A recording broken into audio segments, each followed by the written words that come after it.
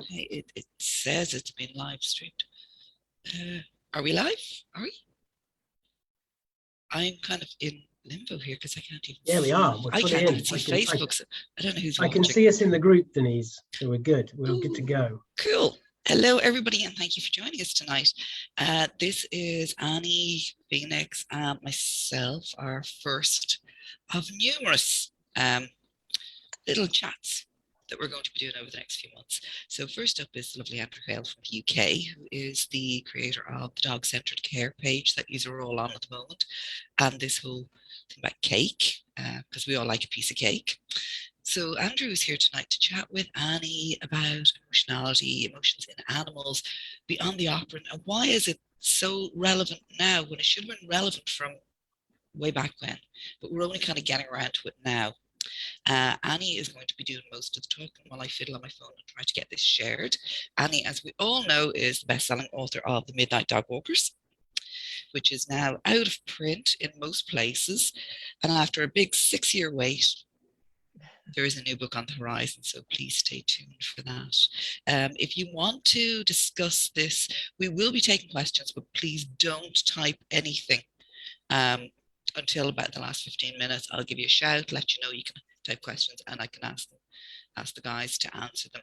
If you want to get into a deeper discussion on anything that's discussed on this, go over to the Midnight Dog Walkers Club, and we'll be kind of discussing it for the week. Okay, so I'm going to hand you over to the lovely Annie, who recently certified as a behaviourist. Congratulations. Thank you. The Association of Into Dogs. So we're very thrilled to have you. I'm honored to be in the group. Yeah, and the lovely Andrew. Here we go.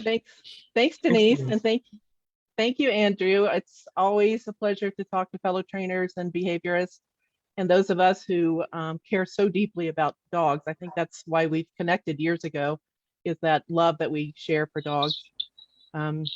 And I wanted to thank Andrew for letting us be on his page, because his audience is used to him interviewing people, and we're going to switch it on him and interview Andrew. And there's a reason for that, and I just wanted to explain that. I am writing a second book. I've written a second book over the last 6 months on canine behavior. The first one was mostly about reactivity. That's what I was mostly dealing with. We're still mostly dealing with reactivity. And more than ever, dogs are more upset and stressed than they've ever been. And so are humans, for that matter. But this book is much larger in scope, and it covers all sorts of issues, excessive digging, barking, whatever, separation anxiety. But when my editor called me last summer, I was just sitting around, not doing anything because of the pandemic. And I had a really nice, quiet, semi-retired life as a trainer. And she called me and said, let's talk about you doing another book. And I'm like, no, let's not talk about that. I absolutely do not want to do another book, because it's hard. Writing a book is very, very hard, particularly a nonfiction book. You know, you got to get your stuff right. So I thought about it. I debated. I talked with Denise about it, who was like, she trains dogs for the disabled in Ireland, and she might as well have been my support trainer for emotionally for me, and had my back. And she kind of helped talk me through it, because I very nearly did not sign the contract. I did sign it. I felt sick to my stomach when I signed it, because I was going to write a book in 6 months, which is nuts. So to make myself feel better, I do what I do as a journalist, and I want to ask the right question at the right time. So I asked myself, what's new in dog training? How are dog trainers and behaviors now helping dogs? Because I had kind of pulled myself out of the industry from compassion fatigue and moving and everything else. So I didn't know what was new, but I wasn't optimistic. And I started researching. I do love to research. And luckily, I happened to stumble across this page, Dog-Centered Care and Beyond the Operant, with Andrew. And I stopped writing, which was scary, because I only had 6 months to write 250 pages. And I listened to every single interview. And I immediately set the book on a path that I'm very happy with how it turned in. And I'm turning in the book tomorrow. The entire book, it'll be out in the summer. I got to interview 21 experts around the world in the book. So it's not just me blabbering on, it's 21 of the most innovative experts I could find. And many of them come from Beyond the Operant, like the chats you had with Kathy Murphy, veterinarian and neuroscientist, Kim Brophy, applied ethiologist, Dr. Laurel Donaldson, genius academic, Sarah Fisher, who does body work and posture work and behavioral counseling. All of these programs that these people were doing were new to me. And I think they're pretty new to owners as well. It's a paradigm shift. It's a huge paradigm shift in the industry that I am thrilled to see and happy to see. Like I was going to talk about counter conditioning and desensitizing in the book. I had it in there. I had it in the table of contents. And by the time I finished the chapter on what is modern and what is new, a new way to help troubled dogs, there wasn't a place for it. It's not to say don't do it, and I never do it. It's there, and we can use it as a resource. But I'm going to start with these other newer programs. So that's why we're on Andrew's channel. And thank you for all that you're doing, Andrew, because that's a lot of work. It's a lot of work to do what you're doing. And it's all free. People can watch these for free. So that's why we're here. And just wanted to thank you very much personally, because it's meant a lot to me. And I wanted to ask you a question. We've talked before privately, and I don't think I've ever asked you this question. And that is that you have a behavior background with people and counseling people. And I'm curious, what made you switch to dogs? How did that come about? Well, I think it's just great just hearing that you talk about the kind of evolution of the new book, by the way. I think it's really cool. And I think it must have been a big scary thing for you, right, Annie? I think because you got to one thing, you didn't know whether you necessarily wanted to do that book. And then when you thought, okay, I'm going to do the book a certain way, and then thought, no, I'm going to do this different way. Oh my God! So it's a big kind of journey for yourself. So it's really great to hear that. So my own story, I've shared this before. So some people might have heard about. It's a very personal one, really, because it was my own breakdown, actually, my own emotional health breakdown that really put a change. And I had a lot, and just goes to show, just because you know about stuff, just because you help others, doesn't mean that you're immune to stuff yourself, right? And you just don't see it coming, right? And I kind of, looking back, I should have done, but so when that crash came for me, it was big, and there's nothing like a breakdown to put you in a very reflective mood about what is working, what isn't. And it coincided with a time where sadly I lost my father through cancer at the time, and I was able to be there to support my mother. And she helped me through that very difficult time myself. A lot of it was based on past trauma that had caught up with me. That was my change. And it was then me thinking about caring for my mother, because my mother was disabled. So I wanted to kind of step up and do that. And I thought, right, what's going to happen? So my own therapist at the time, it was his brother. His brother is a guy called John Roberts, who's retired now, but John was very heavily involved in the zoo setting, looking at kind of more modern, positive approaches to husbandry and enriched environments and that kind of thing. So John was kind of way ahead of the curve when he started doing stuff even as early as the kind of late 80s and things.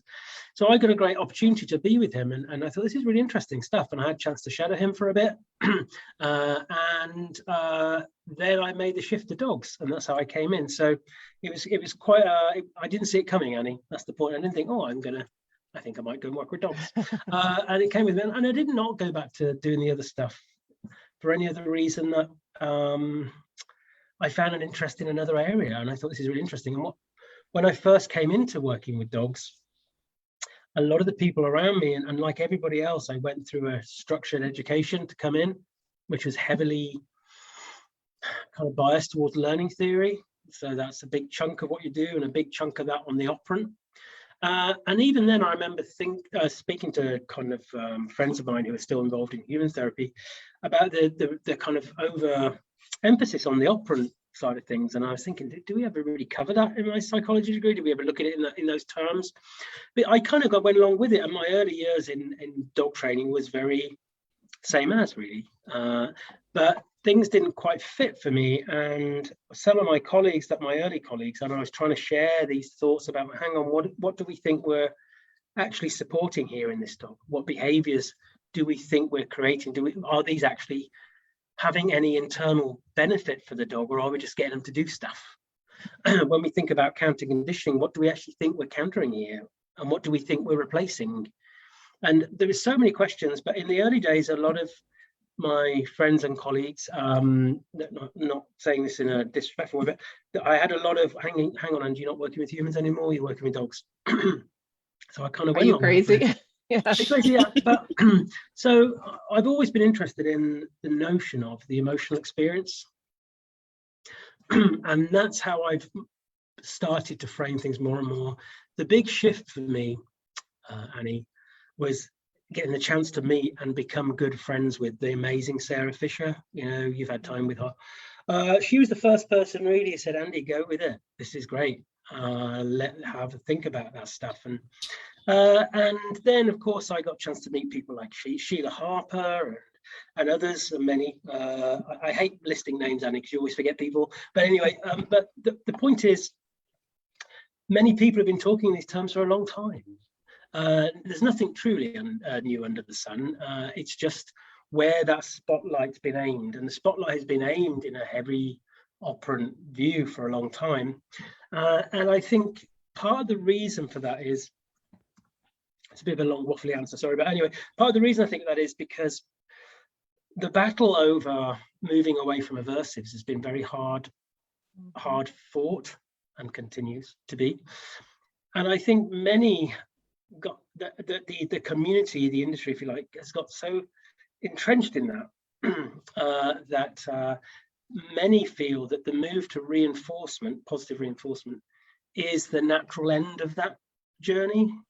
But actually, I see it as the foundation on which we're building the more, that we're looking out to a landscape that is developing, which is more about the true essence of behavior for the individual. And this is the beautiful thing about the emotional experience for me, because there's two things I talk about a lot when I educate on it. First is that we all have one, right? You have one, Denise has one, the dog has one, the horse has one. We all have that lived experience, that emotional experience. But the second thing is, and this is the real big thing, they're all unique to the individual. Right.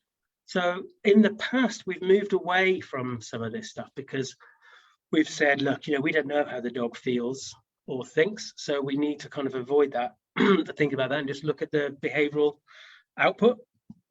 But Candace Parrott, who wrote a brilliant book called The Molecules of Emotion. It's a really good book to read. I'm paraphrasing a little bit here, but she's the person who she's involved in a lot of the neurochemistry research. So scientist, right? Real kind of die-in-the-wall scientist. She said, and I love this, that science, and we have to include training science in this, doesn't like what can't be measured. And it becomes a non-thing. But for the individual, the non-things are actually everything. Mm-hmm. And this is important when we think about the emotional experience. The only emotional experience I can vouch for, be responsible for, and claim is my own.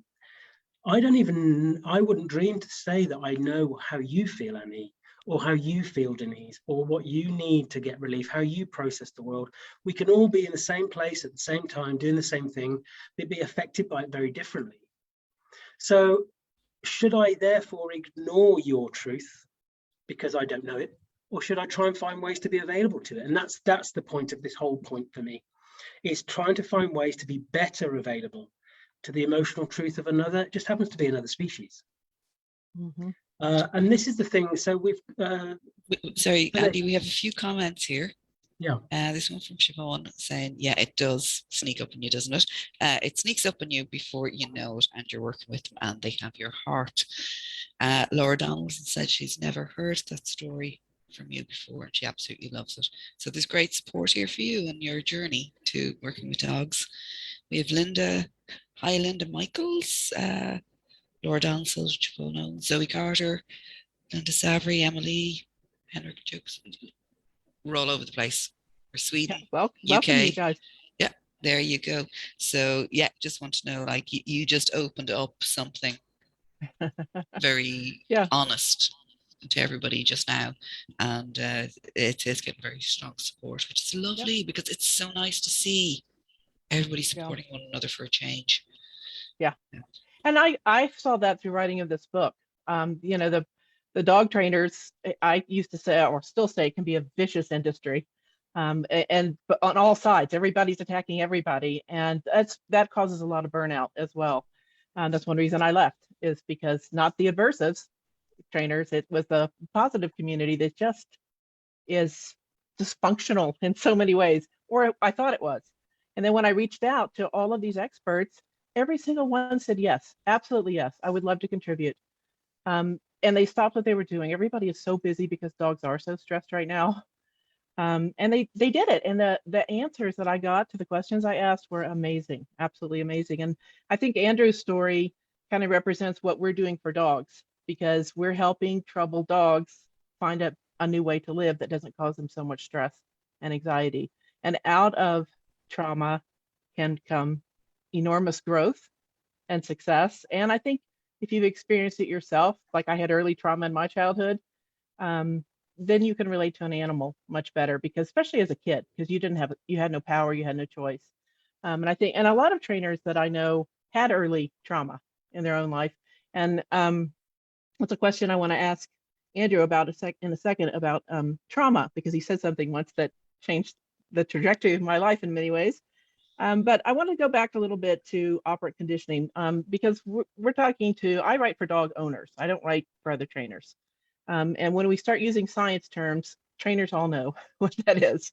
And I don't know if everyone knows what operant conditioning is.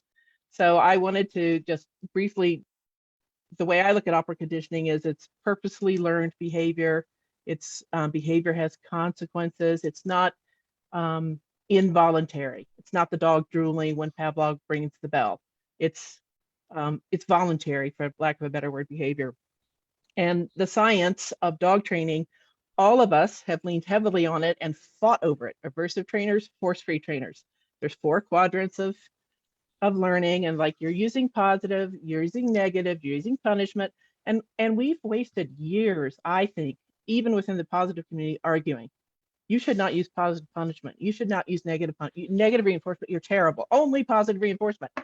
Well, that misses out on the emotional experience. We're all bickering and saying, I know the science better than you, ha ha ha. The dog doesn't care, and the owner doesn't care. I feel like when you say operant conditioning or classical conditioning, even having a clicker and a bait bag on in a class, sometimes it's puts up a wall between us and dog owners. And I think that's why what you're doing in these interviews resonates so much with me, because you're just like putting it over here. We know all the science. Everybody knows it. It's been around for a very, very long time. It's fine. It's a good structure of a home or building blocks of a home, but it's not the whole house. It doesn't hold up the whole house. So I just wanted to say that in case anybody listening isn't familiar with operant conditioning. Can I chip in on that, Annie? Because this is the essence of what I frame as the operant merry-go-round, because that's what we've got stuck on. Because this isn't about being anti-training or ignoring operant. And I say, even the conversations that Kim and Kathy and I had were called Beyond the Operant, not instead of. But it's just recognizing this notion that a couple of things for me really important. When we use, when we're looking at for me, it's about the arbitrary change of behavior in another to fit a narrative that might be more about us than the actual care and support needs of the other. And that includes positive reinforcement. So we can, we become so good at understanding and discussing and debating the how. This is very much about the why. Why are we doing that? That behavior that I've got the dog to do through positive reinforcement, because I didn't want it, because we've decided the other behavior we didn't want. 2 things. One, what was the other behavior actually representing for the dog? I use the word relief a lot. We can unpack that a little bit later if you like, but what relief might that dog have been seeking? And secondly, what this new behavior that we've now got the dog to do, does it have any internal value to them? Someone's doing something here. Is that something? Oh, sorry. Is that something that can help offer that relief, or are we just getting them to do something else instead?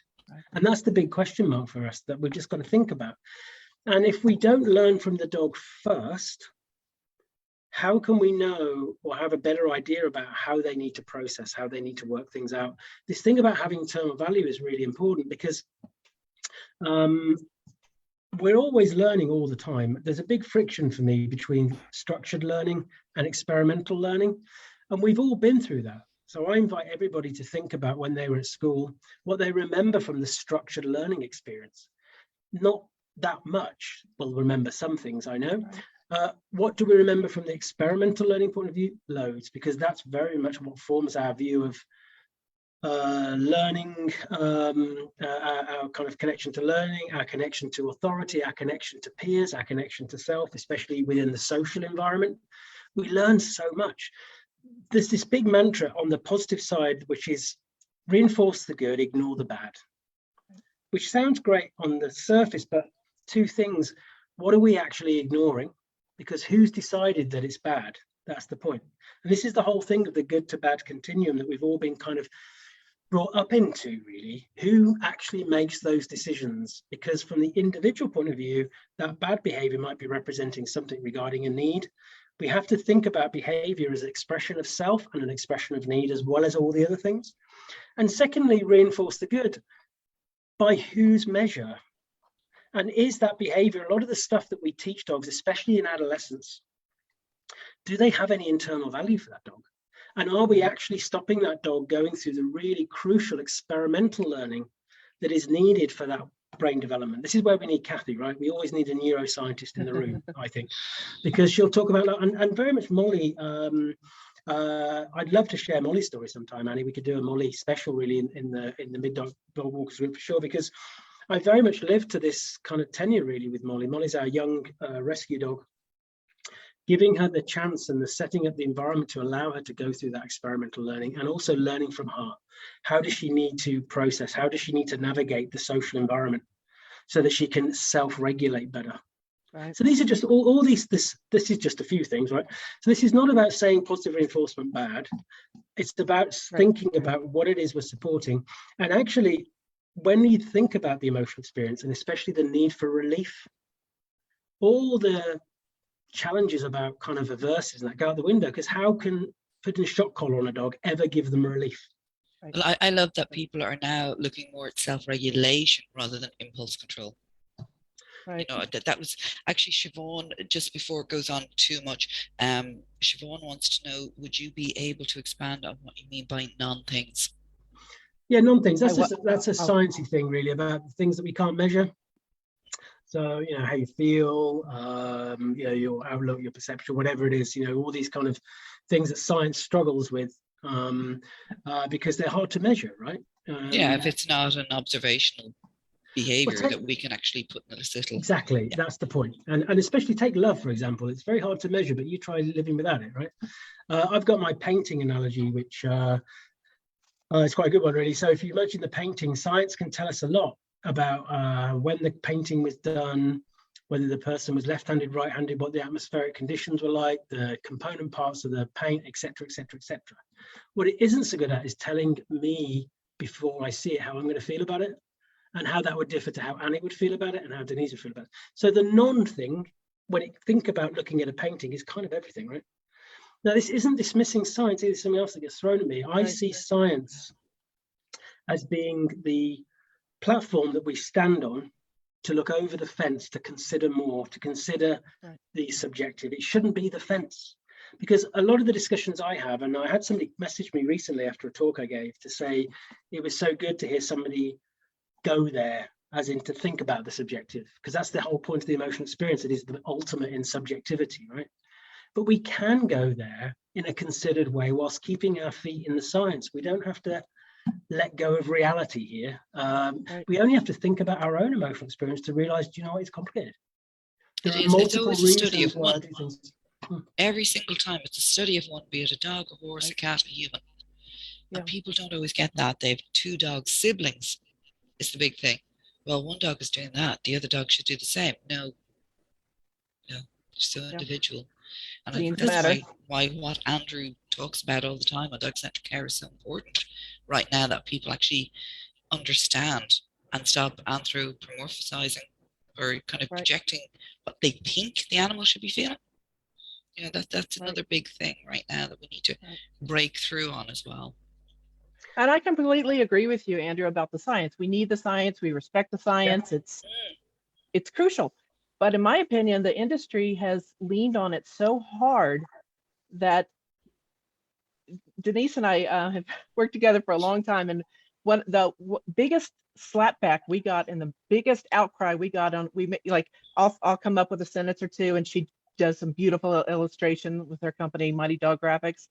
And one of them during the 2016, 2017, when Nothing in Life is Free was very popular, I objected and said, I want to just pet my dog because I love him, because he doesn't have to do anything. I just love the dog. So I said, sometimes I kneel down and pet my dog for no reason, but I do it because I love him. And Denise made a beautiful illustration. We got so much crap, I was going to say a different word, from that. Like, I'm not allowed to say I love my dog because I'm a trainer. I mean, that's why I do what I do. That's why we all do what we do. We love the dog.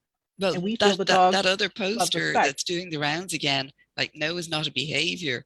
The backlash from that is just unbelievable. I think what people miss was that poster was actually designed, it was Drayton Michaels, but it was actually designed for pet owners who just use the word no as a white, and it becomes a white noise.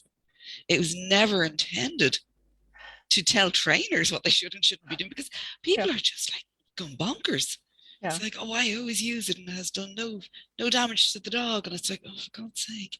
Yeah. But no, that's, it's so funny. I mean, talking about emotions, when somebody suddenly sees a picture, the emotion comes out, and it's how they react. That's why I find it very funny when you're kind of walking around an art gallery or something and somebody's expressing what they think the artist felt when painting it. I got that actually with that drawing that you're talking about, kneeling down thing. Somebody decided to tell me what the illustrator was thinking when they did it. And I said, no, they weren't. Yeah. And I'm thinking, I'm the illustrator. I wasn't thinking that. So this is an important point here, though, and this is something that I discuss a lot, and because perception is everything. Period. Right. This is the big tent of the emotional experience, the individual's perception. So we see a lot of stuff on social media, a lot of people misreading, misquoting, kind of getting upset about things. And on the one side, we might think that's a bit farcical, but on the other side, we have to recognize that's their perception. That sensory integratory process they've had, taking on information through their own unique belief filters, belief system, value system, all these things create those judgments for them. And it's no different for the dog, right? And this is the thing about dogs. You talked about it earlier, and I love that the way you frame that about how caregivers, owners don't know anything about any of this stuff. Who thinks in terms of reinforcement and punishment? Right. Nobody, well, not nobody, some we do, I know. But so if I'm a bit upset and my husband comes over and puts his arm around me, I don't think, oh, that was reinforcing. I think you help me feel better. Do you see what I mean? And I think this is very important. But also, we talk, you referenced that really well there, Denise, about even people with two dogs. We keep trying to frame dogs. So we write books about dogs and seminars on dogs. Who are these dogs? Now, we have to recognize there is a wider connection we can make about dogs. But when I look at Molly, when I look at Harley, when I look at Arthur, I look at a unique entity who is the combination of those genetics, life experiences, environment, everything creates that individual. And that's why ultimately all we have is the emotional experience as ourselves. Right. And I've shared this quite a lot, but as a gay man growing up in the 70s and 80s here in the UK, it was a hostile environment. And my need to express self had been decided by another as being fundamentally bad, wrong, inappropriate, whatever else.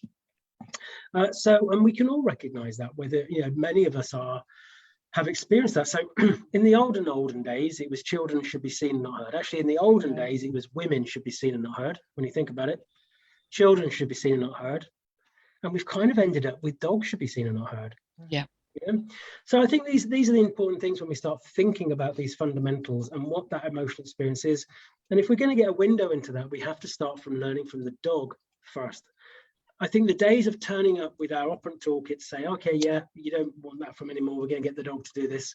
We have to think more. So if I'm working with a dog, for example, that struggles in the social space with another dog, I need to learn from that dog without seeing him in that space initially. I want to learn from that dog. My big thing is processing.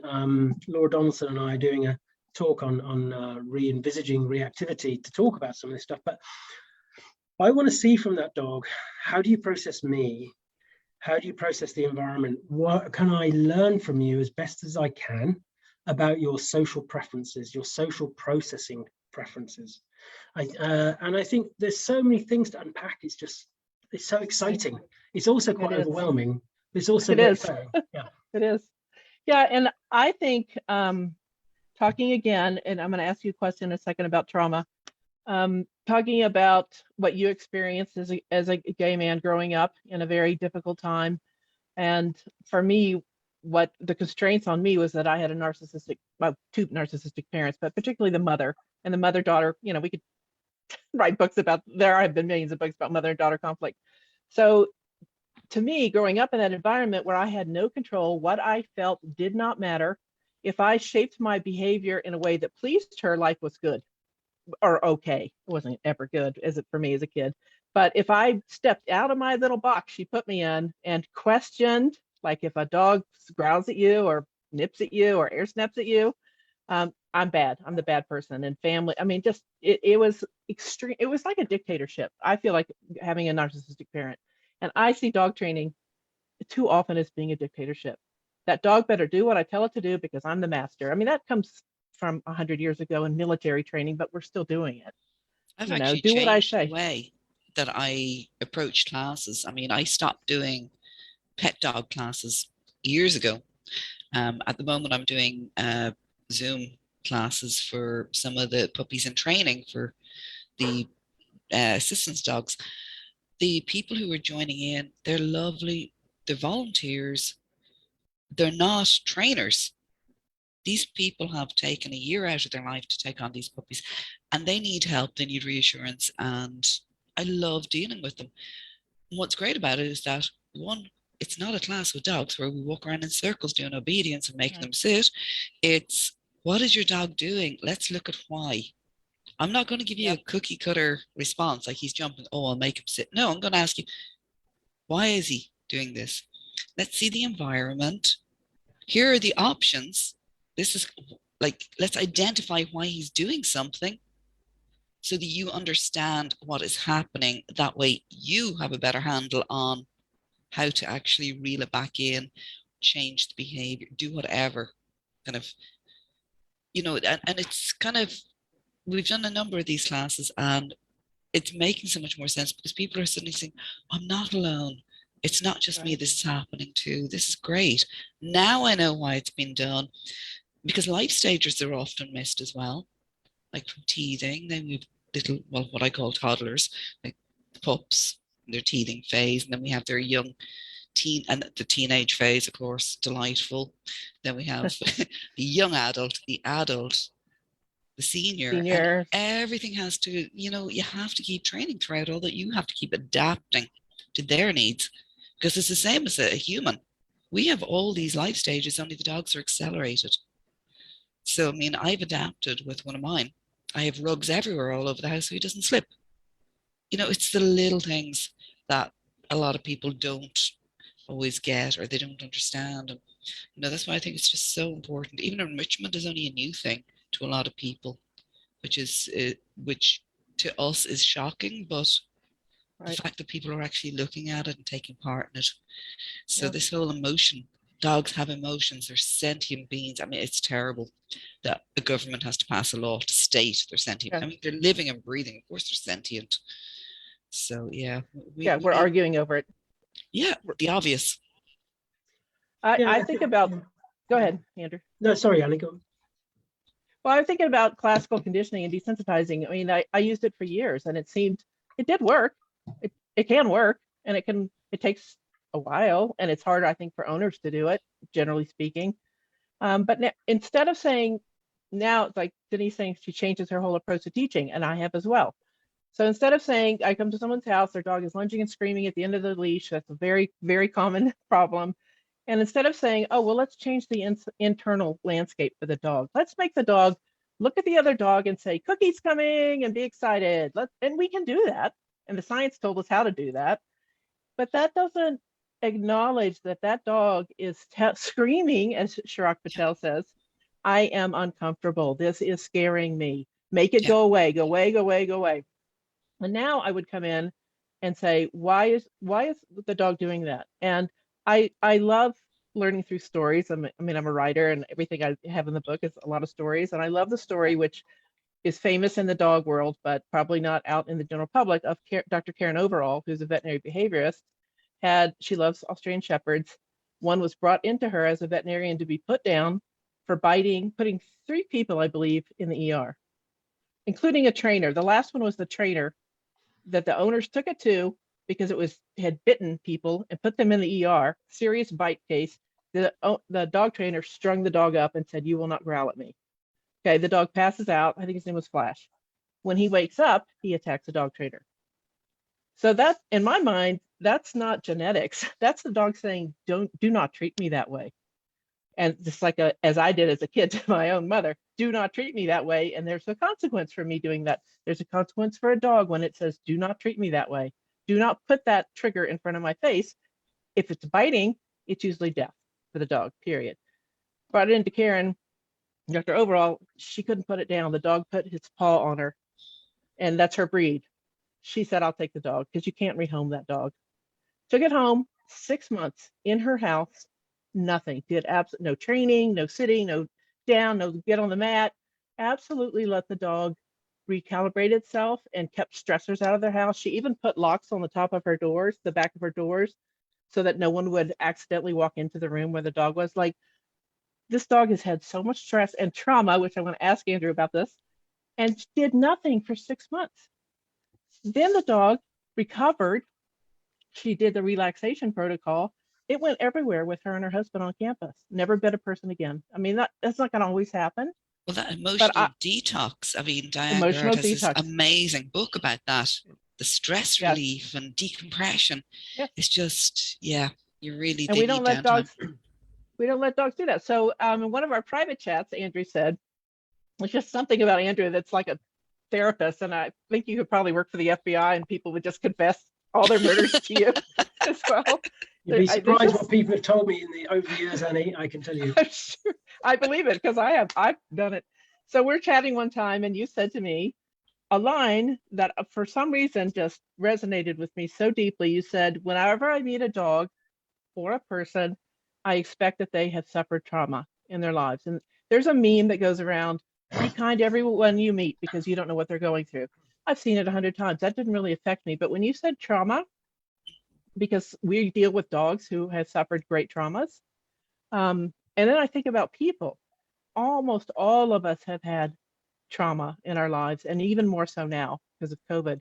So I just wanted to ask you about that. Like, how did you come to that? And what do you mean by it when you say all dogs have trauma?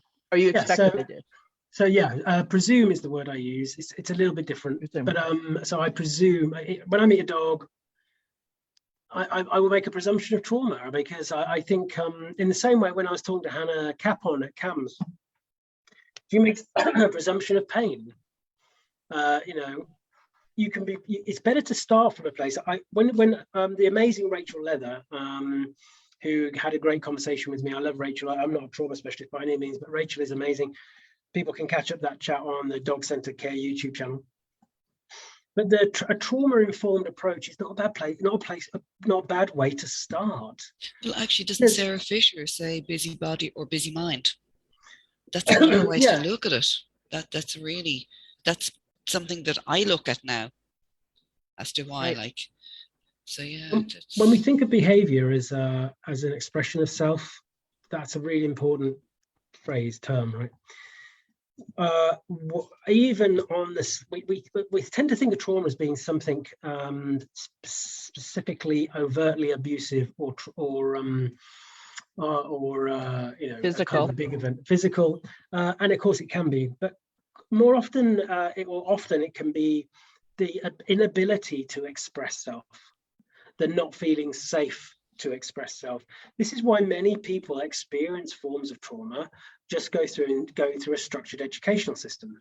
The structured educational system, especially here in the UK, the comprehensive system, many around PEG is being forced into a compliant square hole.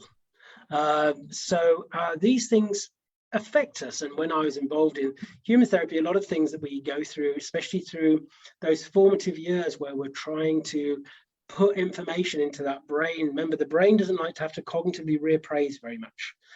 This is where Lord Donaldson's discussions on slow thinking, that is really important, cognitive reappraisal. So, and this is why we're quite judgmental. There's a whole psychology behind this, but this is the thing. We have our worldview, which we build over time, and the brain. If the brain had to keep reappraising everything all the time, it'd be exhausting, right? So it has to think, right, this is what this is. This is what that is, and that stuff gets put away. We're reliant upon how good that information is that gets put away. And the thing about perception, I was talking about perception earlier being everything. Perception is the one part of the emotional experience that is the most easily corrupted. And then it becomes corrupting. And that perception of self, that perception of safety, that perception of being able to connect, all these things are very important. And I think, so coming back to dogs then, I make a presumption of an element of trauma there, because the only thing the dog has to express self to the outside world is its behavior. And from the moment that dog comes into our world, there is a huge pressure on caregivers to put that dog's square peg into a round hole, right? Actually, something that Kieran, your husband, said to me ages ago, this resonates deeply with me, because I know from personal experience with somebody with dementia, they couldn't verbalize, they couldn't. At first, they were kind of acting aggressively because there was so much frustration, not being able to get words out. And then all they wanted to do was go home. And as Andrew's husband kind of explained to me, well, to them, that's their safe space. It doesn't necessarily mean the physical home. It just means their safe space type of thing. Mm. And actually gave me a different perspective. When a dog is acting out, I kind of shoot back to dementia, non-verbalizing, not understanding. So I think the more we learn, the more we can give as well. But yeah, when Kieran explained that to me, it was such an eye-opener, and now I just apply it to absolutely everything. And there's a big notion here as well. That's a really good example. I think Kieran's right, and I think Kieran should be interviewed at some point. He probably wouldn't allow himself to be, but he's just so amazing at his level of care and compassion for the people he cares with is off the chart, really. I learn from him every day, and I'm humbled by him every day. But this is the point. I think I talk a lot about the friction between a task-orientated approach and a care-orientated approach. Within our community, we've got very focused on the task-orientated. Most of our clients come with a task-orientated approach. I want my dog to stop barking because I've decided that's the problem. When we get sucked down a task-orientated approach, everything becomes about the task. So the actual results, the outcome is based upon less barking. It seems pretty obvious, right? But we have to think about whether the dog got relief or is getting relief for the thing they were trying to communicate. And that's why I talk about relief. That's my little word to the community, if you like, relief. Because when we start thinking about relief, then we start thinking, right, am I giving this animal relief, true relief, nervous system, cognitive, everything relief, or am I just getting them to do something else? And this is where we have to start being more truthful, especially on our side of the fence, really. Getting a dog to do something like, for example, settle on a mat. We create a narrative around that, which is, oh yeah, that's better for the dog because they're calmer now and they're not barking and they're doing that. If we talk in those terms, we should put a question mark there, because just because the dog is physically still doesn't mean that's a nervous system at rest, for one. And secondly, it doesn't mean that the dog is necessarily getting any more relief. It's just that we've supported another behavior.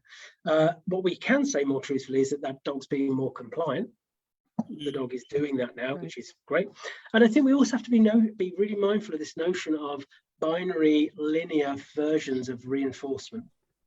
and also binary linear ideas of motivations. So, for example, a dog that jumps up somebody, we're making a presumption that the dog is trying to get access to that person, right? So we're going to try and get that dog to sit first or doing things. Is that dog jumping up that person to get access to them, or is it because they're under a huge amount of social pressure and they're using that behavior as it's an automatic, autonomic response?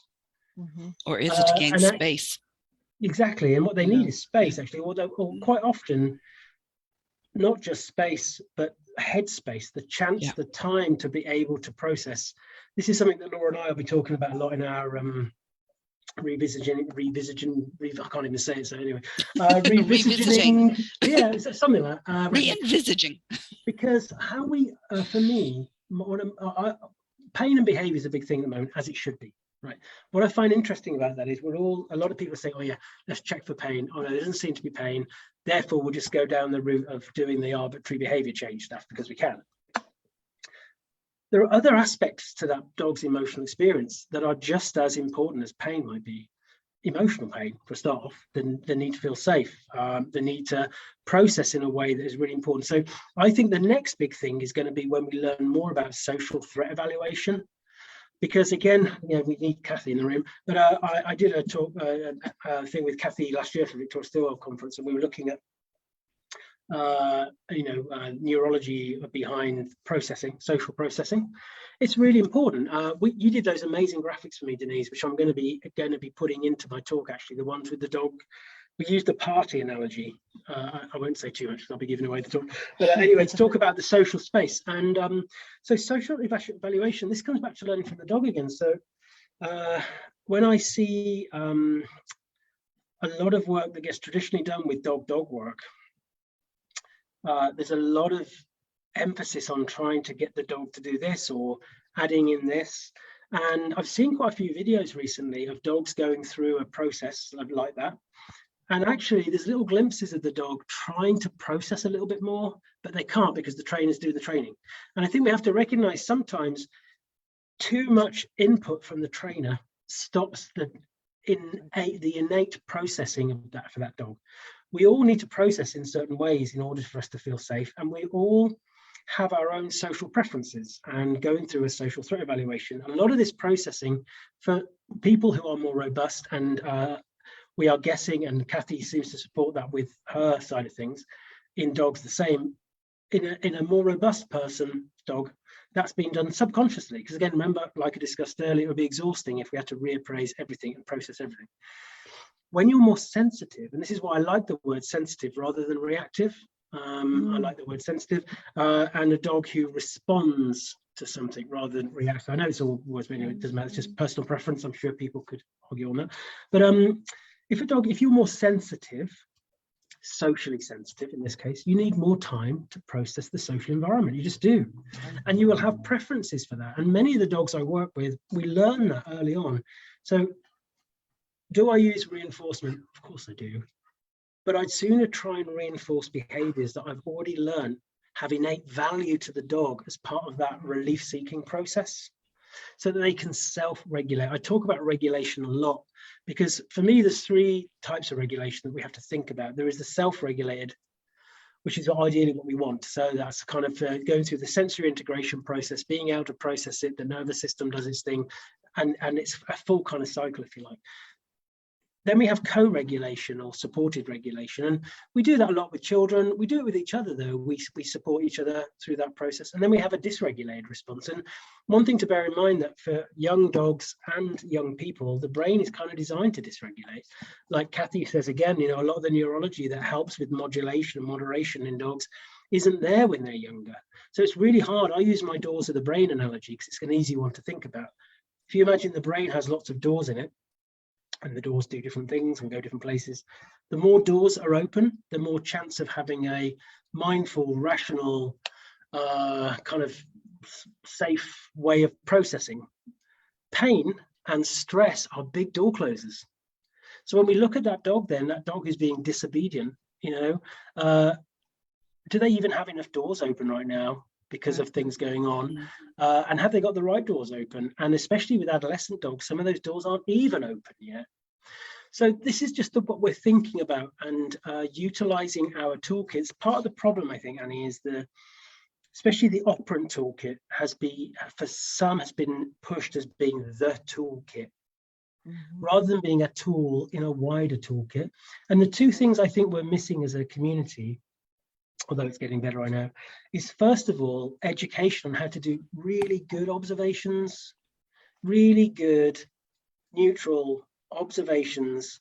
Sarah Fisher, Linda Rugas, Turid Rugas, Sheila Harper, there are many who can give a good education.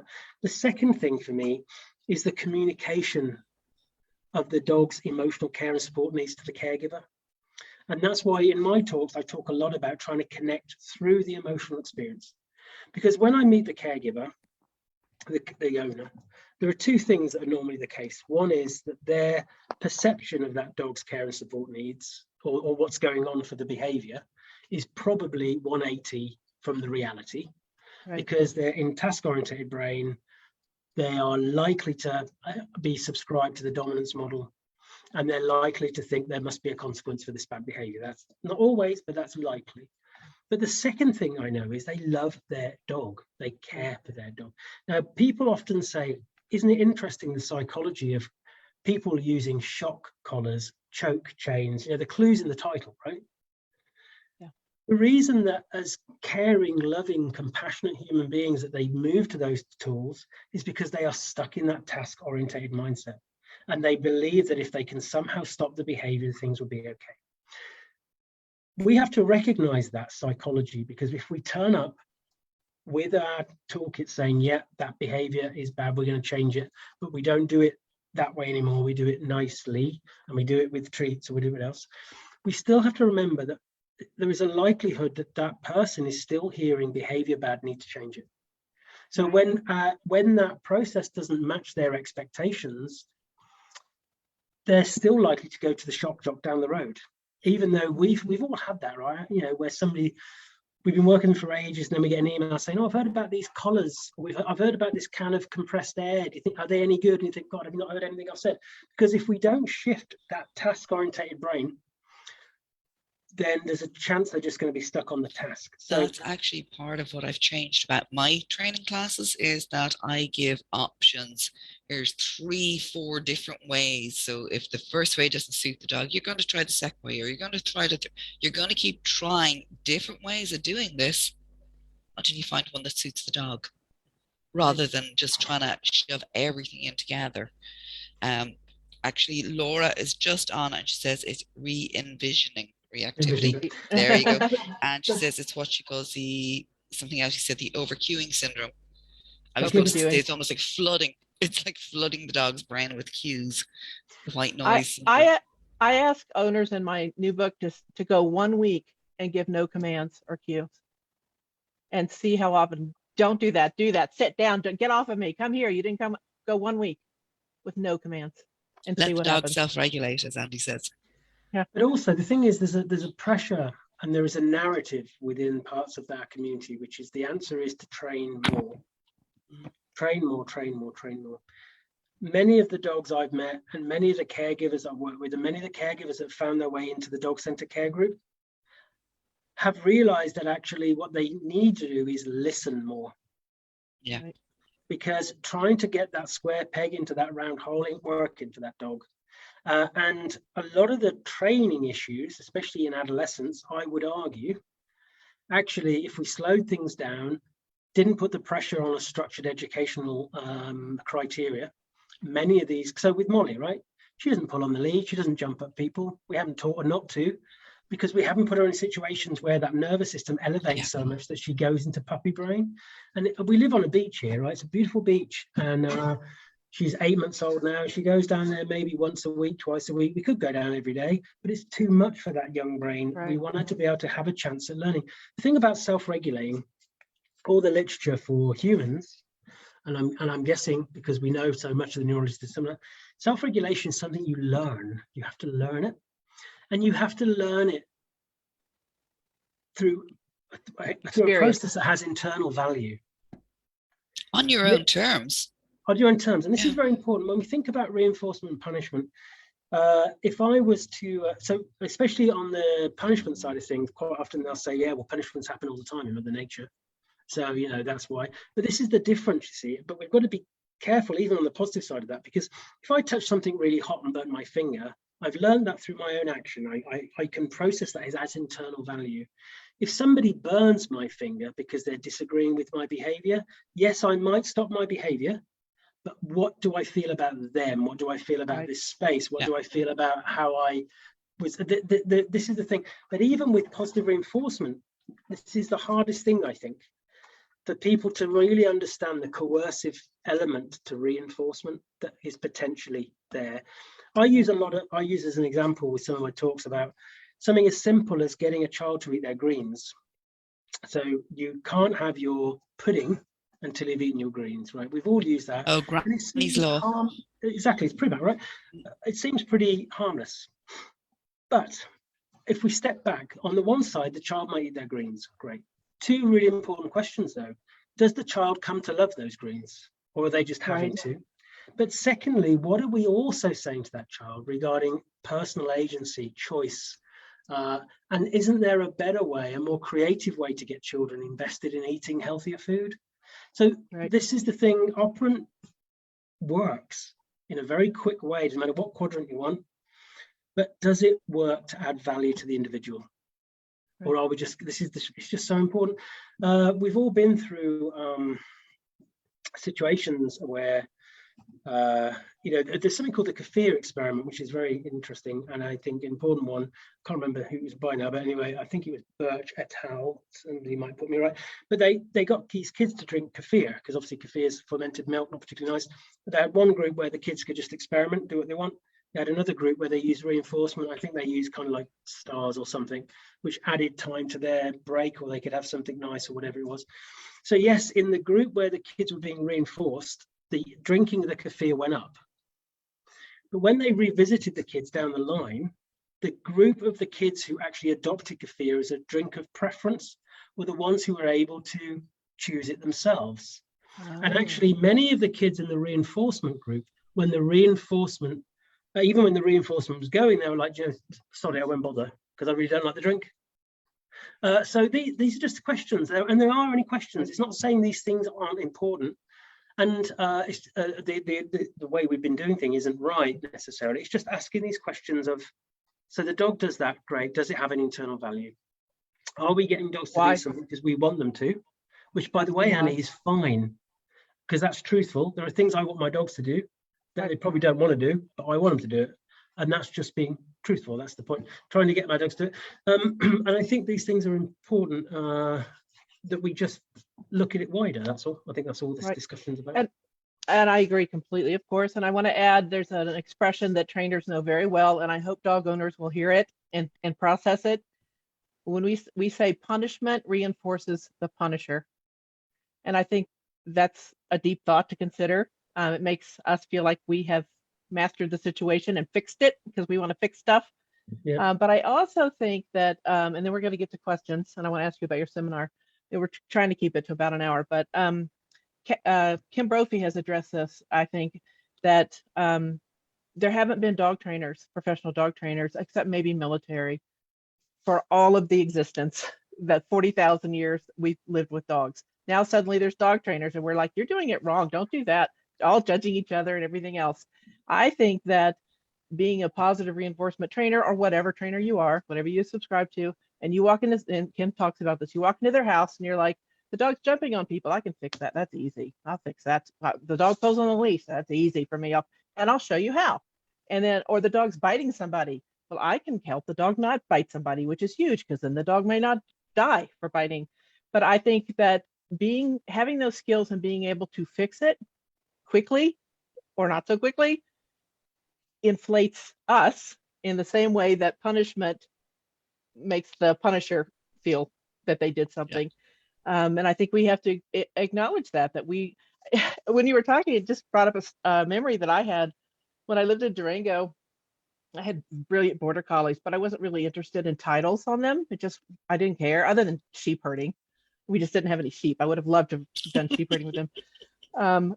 Somebody mentioned to a fellow trainer, Annie doesn't have any titles on her dog. What kind of trainer is she?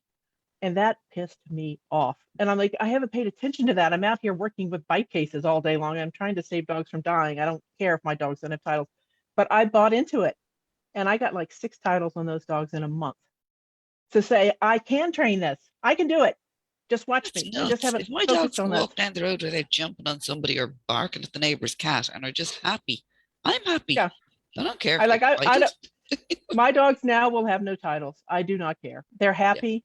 They're well adjusted. They love people and they love dogs. They come when I call them. I'm happy. Okay. So Andrew, tell us about your seminars that you're doing and how people can find them. And then we'll open it up to questions if we have any. Hang on, I better scroll back so we get the wording right. It's Can I just, before I come on to that, Annie, I just want to go back to one you said there. Sorry. re-envisioning.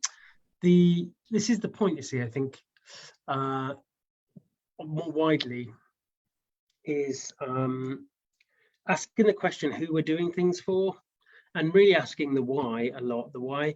And it's like a pushy parent syndrome. They, you didn't get to do something yourself, but you're going to push your kids to be an Olympian or a pianist, or, it's living why? through the kids, living through the dog.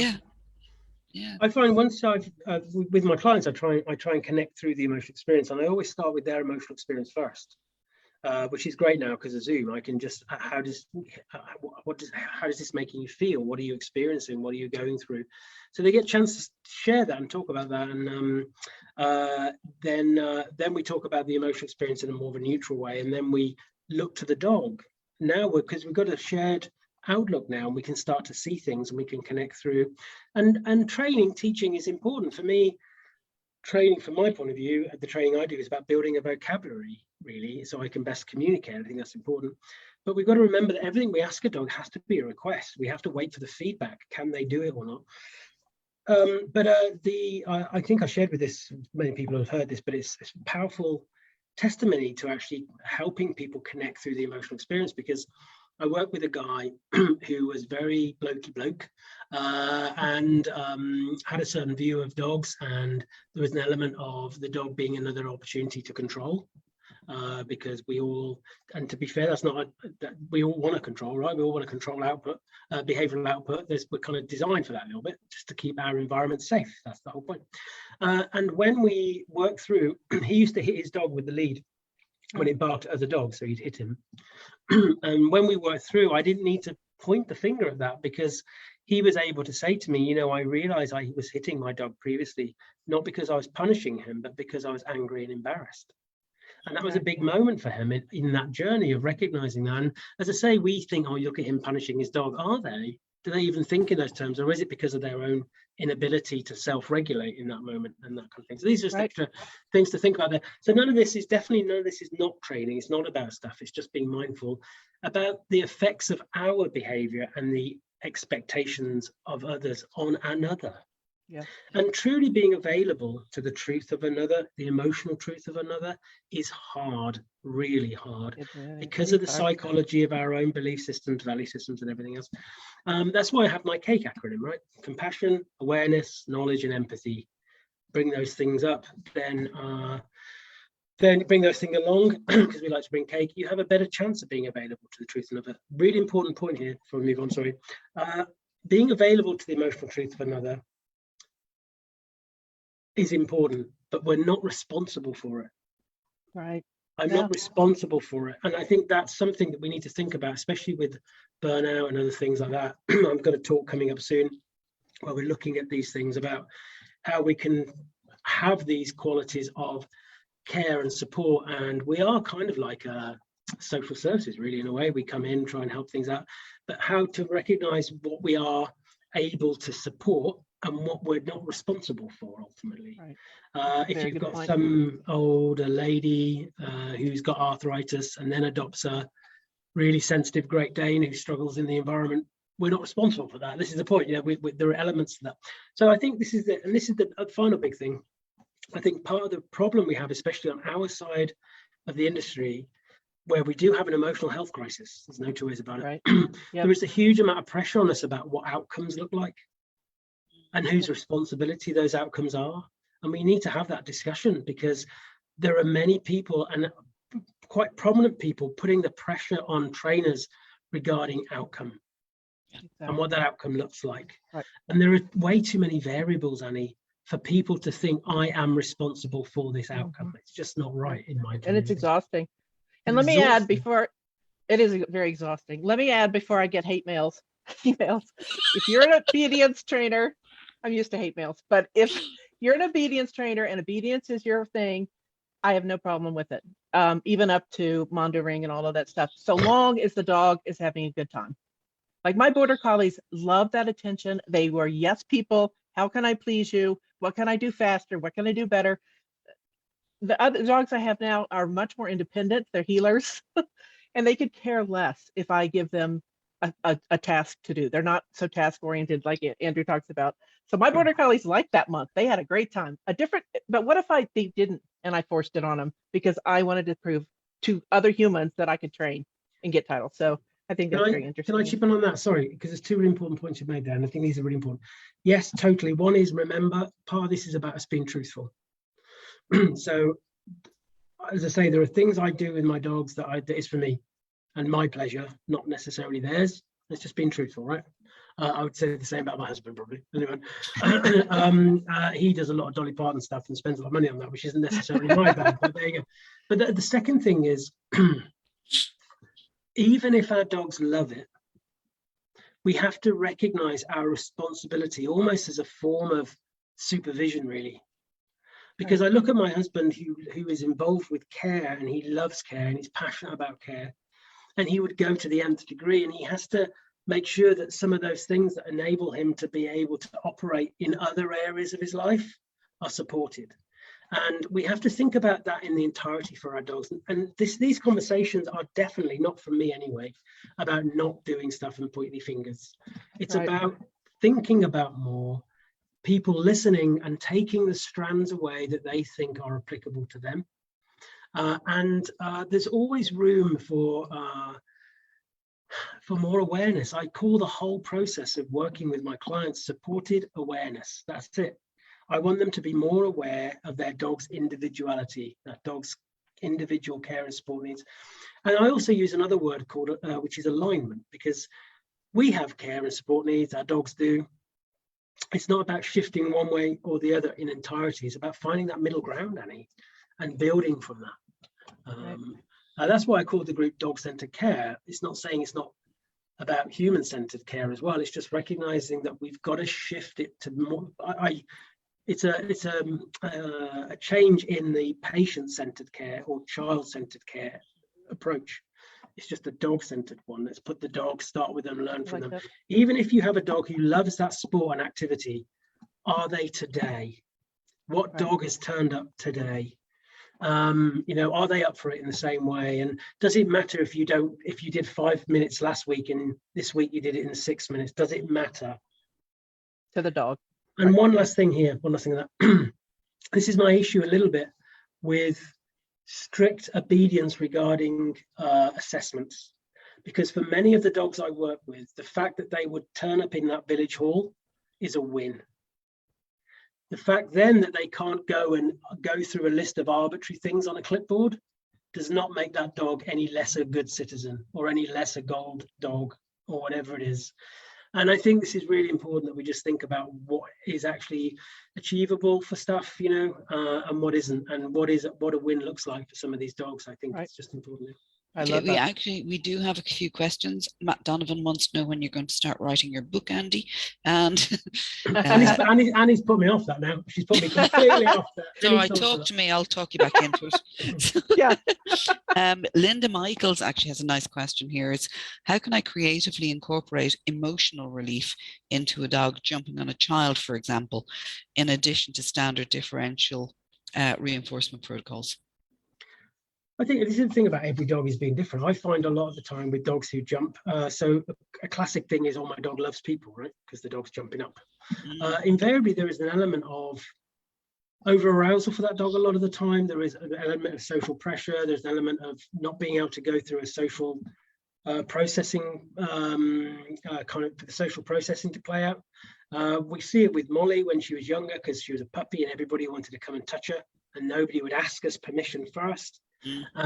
So I think we have to manage the environment enough for the dog to be able to think, right, I need to, in the case of children, how do I what is it that dog needs to do processing wise around children? What is it that they can do so that they cannot put themselves into actually a self-handicapping position? Quite often there's other things at play here. So that dog who's running around and jumping at the child, they're already, I use the good old bucket analogy for the nervous system because it's a nice simple one. I'm sure there are better ones out there, but that dog's bucket's already pretty full already. So that nervous system is just offloading as soon as it sees that child, you know. But it depends on the individual dog. I think this is the point. We've got to work out what it is about for that child. And it's very rare, in my opinion, it's only my opinion and my experience, that it's to do with the dog being, oh my God, I love you. It's very rarely that. It's the, oh my God, I'm going to do something and I can't think and I'm not in my reappraising mindset here to be able to offer any self-control or self-regulation. And I think this is just how we need to look at things moving forwards. And in that case, you have two toddler brains, you know, because dogs have been compared to a 2 or 3 year old. So in that case, you need to be a guide and step in. And either separate, put a barrier between the kid. You know, we don't just let it happen. I love baby gates. I can't live without baby gates. I think the thing is with any kind of I call them rituals, right? So and I really want that dog to, I say, learn from the dog first, then create the environment so the dog can play out things in the order they need to, because they're more likely to self-regulate, which means that nervous system isn't taking over. Remember, the more stress there is, the less doors are open. The less doors are open, the less there's going to be a mindful response. It just is the fact of it. And then we have set rituals. We've got 3 dogs, right? So we have set rituals when people come. So it's not just a big outpouring of nervous system responses, even to the point of making sure once you're in the lounge, Annie, we'll let the dogs through one at a time in a specific order. So we've worked out that Arthur, who's my really sensitive dog, he benefits best from coming in last. Now, if we just let them all through to see you, how can they possibly individually do what they need to do? Because they're going to be influenced by the other dogs at this point. So this is why it's all very individual and it's working things out for that dog. A lot of the stuff we think about with dog stuff, as I say, there is a presumption that dog wants more physical space, that the dog can't cope, that the dog is scared or whatever it is. But with many of the dogs I work with, the dog just needed more time to process socially, and it hasn't been given that. So that's what we kind of deal with. And Linda's question is also appropriate for COVID times. Like, I haven't had a person in my house in a year, so my dogs are going to jump on them.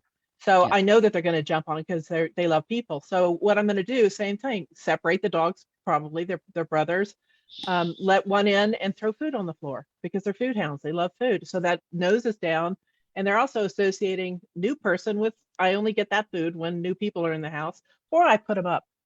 You know, this is, if that person isn't the right person to help me train or work through my dog's issues of wanting to jump so desperately, I put them up. They don't have to greet that person. Well, Linda says she's actually already replaced impulse control with impulse management.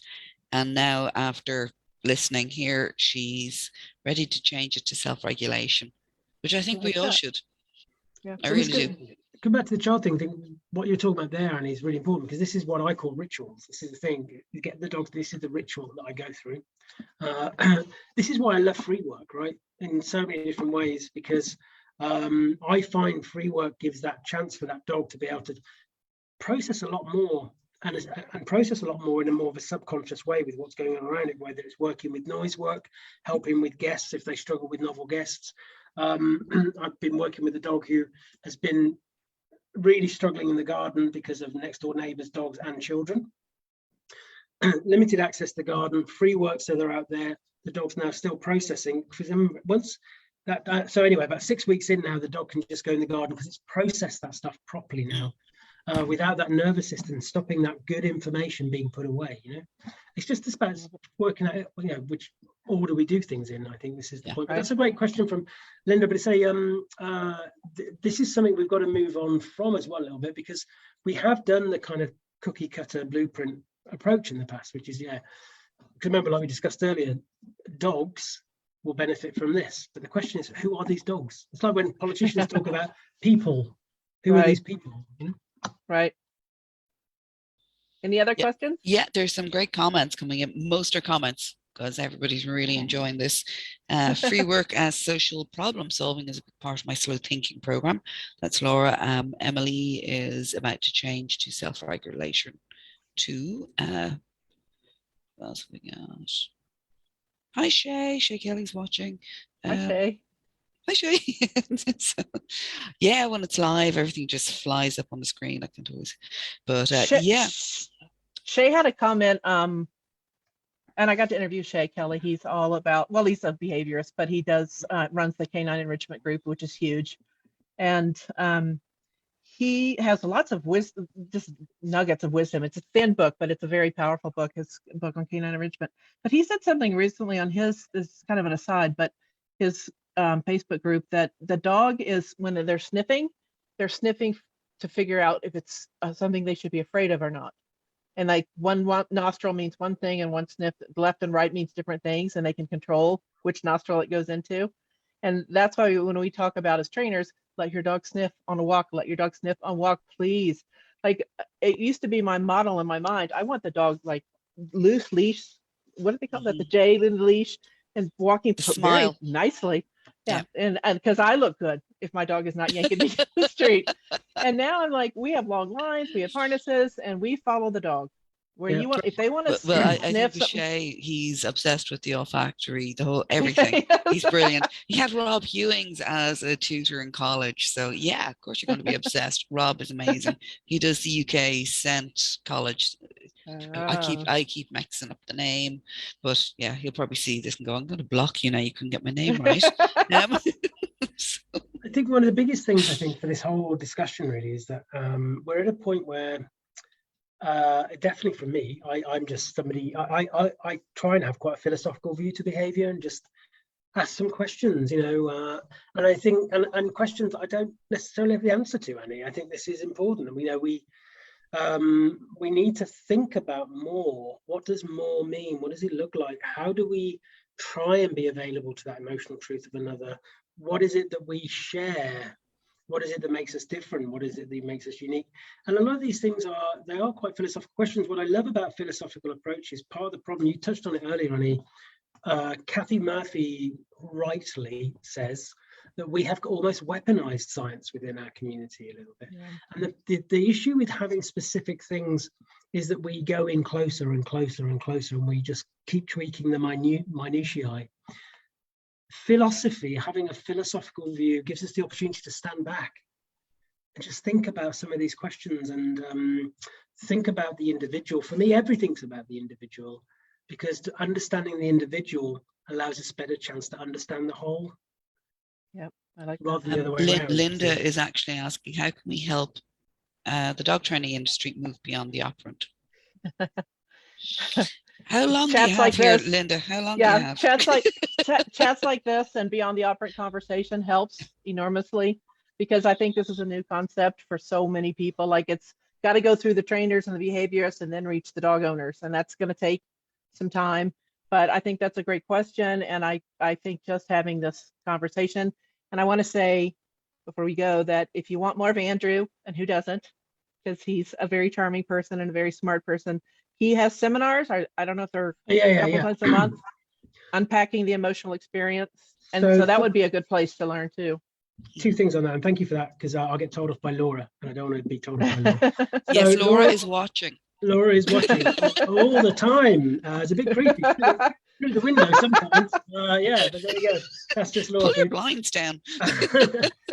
So Laura and I'm really excited about this. So Laura and I love Laura so much. Laura Donaldson. Amazing, because Laura Donaldson, because what's been great about the one of the I hate to use the word positives, but one of the things that's come out of the whole pandemic is connecting virtually, right? And Laura and I first touched base through the wonderful Ruby Welsford's virtual dog conference, and we thought, yeah, this is cool, let's talk.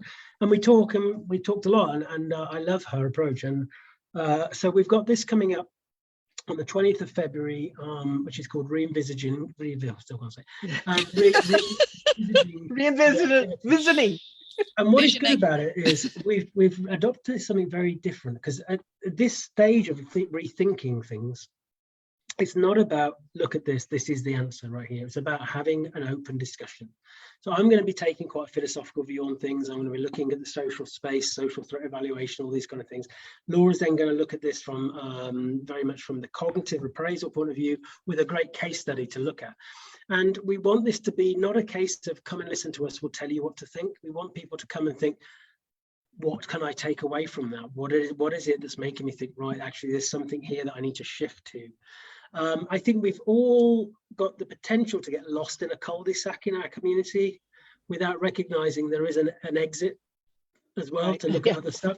And that's what we're going to look at, because so that's, I'm really, really excited about that. And Laura and I have quite a casual, chatty style, and we're going to do it in that way. We're both going to have our own set piece, but we're also going to discuss it and chat about it.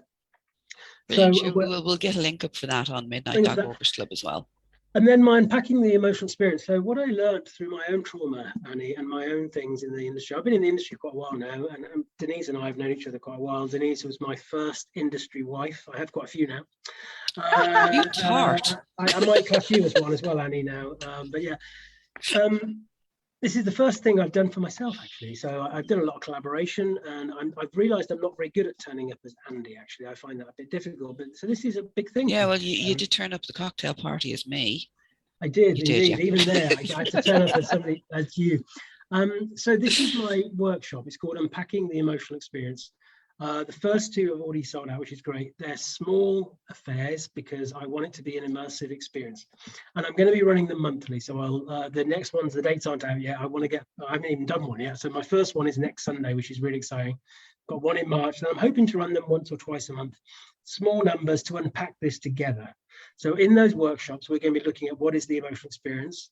We're going to be looking at what it is about the good to bad continuum that we need to challenge more generally, societally, because we've all been indoctrinated into that. The psychology of expectation and judgments, because for me, behavior, there are two sides to that coin. The first one is the behavior we judge in others. Why do we do that? Where does that come from? What's the psychology? And the other side is the behavior we do ourselves, because we know that's complicated. Because as humans, we love to judge and we hate to be judged. And that's a real important part that we don't talk about enough as our community to truly understand, because we have to navigate our own biases first. If we don't, then we can't truly be available to the emotional truth of another. Then we're going to look at the practical applications of this, looking at how we can work. I don't pitch myself as a guru at all. I'm just going to share some of my ways that I try and put these things together. But the most important thing is that it's a space where each section we're going to do a little bit and then talk about it in the room. Do a little bit, talk about it in the room. So every workshop will be different because every emotional experience is different. And I want people to feel that they can embrace the subjective and the abstract without feeling that they're moving away from the science. You can do both. So they're my unpacking the emotional experience. Yeah. Do you see it for dog professionals or dog owners or anybody? Both? That's the beautiful thing about this, yeah. And I'm glad you asked that, because I've got in the first two, I've got vets, groomers, caregivers, and professionals. Because what I find actually is two very important things. Caregivers, owners, they get it really easy actually, because we all care, right? And we all have an emotional experience, so we can relate to that. What actually they can find hard is how to do a lot of the operant stuff, because it's not something they do in everyday life and they don't think in those terms. So actually it's easier. Secondly, this new landscape is really open to everybody. You don't have to be an academic. You don't have to be, all these kind of things. You can just be a human being, which is the first thing. And, I definitely don't see myself as an academic. I have a degree, I know. But when I've got my friend Laura, we should call her Professor Laura, of course, and Dr. Kathy. Dr. Laura. Kim, amazing Kim Broughley. I haven't mentioned Kim enough tonight, but Kim is amazing. And I love her so much. And her legs course is going to be is revolutionary, I think, at the moment, just bringing these component parts together. But this is the point. This isn't new stuff, really. And I feel for many of my colleagues, my wonderful colleagues that I've got to know now through talking, and I've known for a long time, who have talked about stuff 10 years ago, 15 years ago, 20 years ago. Like Kim said, when her book first came out, it was like tumbleweed. She was like, yeah, what? So what? There is something about this moment now. And when Linda says about moving beyond the operant, I think creating more and more safe spaces, the biggest thing is, for me anyway, is recognizing nobody has ownership of this, Right. and no one voice. As an industry, as a community, we have in the Has past, all the answers. yeah, been a bit guilty of people trying to package it as a thing. Right. But actually, this is open to everybody. It's open source. This is an Yeah. open source way of looking at behavior, and I love Yeah. that. And we'll all take our own bits from it, and the more voices we have, the better. We need our friends in academia, and in fact, actually, we're at the point now with the science where, rather than waiting for a lot of science, which frankly, in my opinion, doesn't really mean much. Somebody's thought it was a useful thing to do, but doesn't actually do much. We're in a position now to say, right, you know what? I see this a lot, anecdotally. Science friends, is this a thing? Can we Right. look at creating studies based on that? And we've pushed against the anecdotal, this notion of where's the science, where's the science. It's important because it was the Wild West for a long time, so we needed that. But pushing out the anecdotal is missing. When you think about Turid's book, this was Turid looking at loads of dogs, thinking that's interesting because that's the 100th time I've seen that now in that context. Maybe it's a thing. Sarah Fisher putting those question marks. Is this something? Is this something? Sarah was talking about the role of pain and behavior. I remember Sarah saying to me years ago, do you know what, Andy? I think about 80% of the cases I see have a pain lumbosacral element. Then Daniel Mills, Lincoln, recently study, they reckon about 80% pain lumbosacral. So the anecdotal often is just stuff the science hasn't given us permission to use yet. And I think we just have to be open, and that's why this kind of open source view of behavior is really exciting. Because Sarah looks at co-patterns as well. Yeah. That's fascinating. Yeah. I think this is probably an excellent place to end this. I mean, we could go all day. We could talk for hours and hours, and hopefully we'll do more of this in the future, because I think it's I learn something every time. And I love to learn, and I feel something. I feel more emotional, and I feel more optimistic for dogs. And I'm kind of a pessimistic person by nature, so I love having hope. So thank you, Andy, for setting that up and putting that in place. It's awesome to have hope for dogs and for humans and how they relate together. And Andrew is, I interviewed him for the book. I interviewed Dr. Laura Donaldson for the book. Kim Brophy, Linda Michaels, on and on and on. 21 people. You know, just because somebody's in the book doesn't mean that they're not an expert and not doing wonderful things. These are just people that happen to speak. Denise is there. But also, I think Denise is there. What's great about your book, I think, is the collaborative effort that you put in, and I think it's awesome, and that's made it a lot harder for you work-wise. And I think it's awesome, and I think talking about Linda, of course, Linda. The hierarchy of dog needs, I reference it a lot because it's such I don't think a lot of things that have been said over the years we see as add-ons. We just think, oh, here's what we do, we add that bit on. But actually, if we look at them now, they were actually fundamental.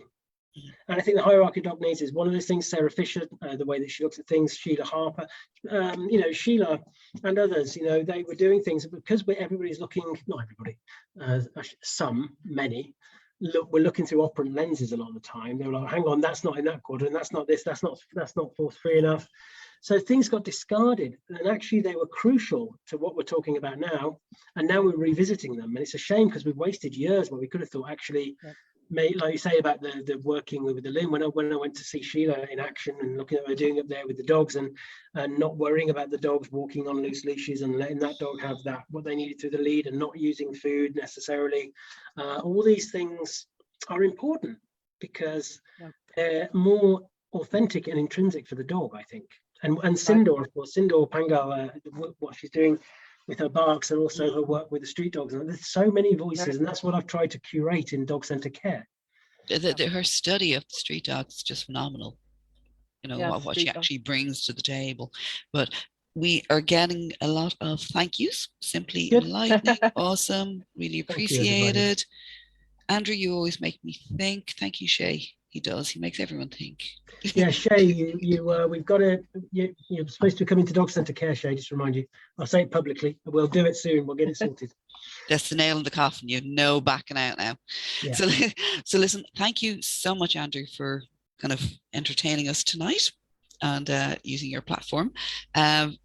We do have another guest coming up, one that we are all familiar with, the one and only Theo Stewart. One of the co-founders of Into Dogs, the Association of Into Dogs. Have you got your beeping machine? Because she has a bit of a potty mouth, old Theo, so you want to be careful. I love it. So do we. We were very well behaved tonight. I think so. Yeah. By the way, you shaved, didn't you? Yeah.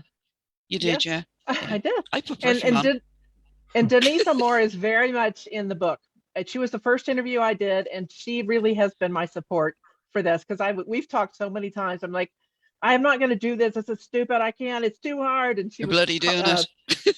Yeah, and she would even get on me, like, "Are you writing? It seems like it's been a while since you've written anything." So thank you, Denise. You've been a great friend. Yes, it's me who would not write a book, no matter how much you paid me. They don't pay much, so. No, I'll just draw pictures. But anyway, thank you guys for this very much. I think it's very enlightening, and I hope we can do it again. Absolutely. And thank you, Annie, and thanks for what you're doing with this. I think it's really exciting, and the more collaborative spaces we all create, the better. I think it's got to be the way to go. I agree. Yeah. All right, we're going to sign off, but we give you dog owners permission to love your dog.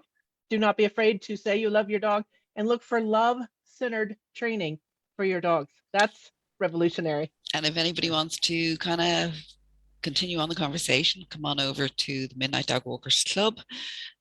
If you're not already a member, just join, but you have to answer 3 questions. So please do answer them, because Annie will block you otherwise. She's very quick draw, Annie there. So it's true. Yeah. So listen, welcome everybody and to the group, and thank you so much for joining us tonight. Thank you, everybody. Talk to you guys soon. Bye. Bye-bye.